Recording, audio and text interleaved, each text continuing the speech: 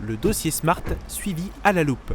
Après une rencontre avec les élus locaux, la ministre déléguée à l'industrie Agnès Pannier-Runacher s'est rendue sur le site de Smart pour manifester sa solidarité envers les salariés et sous-traitants. En cette période de crise de l'automobile et de l'incertitude quant à l'avenir de Smartville, la ministre se veut rassurante mais prévoyante.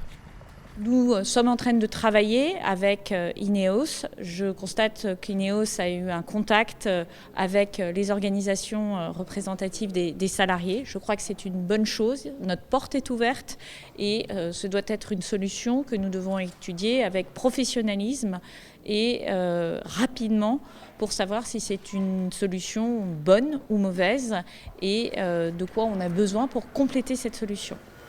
Ambar est un site moderne où personne ne questionne la qualité des compétences des personnes qui travaillent ici. Personne ne les questionne. Donc je ne crois pas que ce soit un sujet de compétitivité qu'on pourrait nous opposer.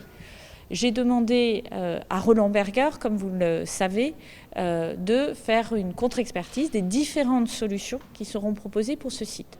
Malgré la présence de tous les acteurs majeurs de ce dossier, physiquement ou en visioconférence, les représentants syndicaux ne semblent pas totalement convaincus des négociations INEOS-Daimler.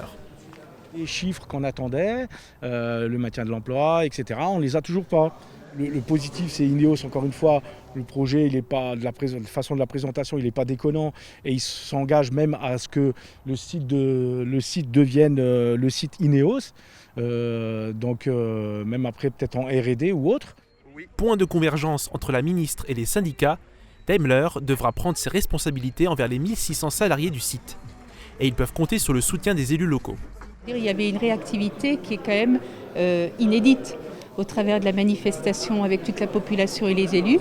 Que ce soit la présence de la ministre à Bercy, ce n'est pas toujours le cas, c'est même plutôt rare d'avoir une ministre tout de suite dès les premières réunions de travail.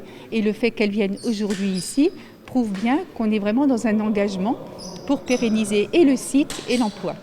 Suite du calendrier, d'ici la fin de l'été, un accord de méthode devrait être proposé pour mettre tout le monde d'accord.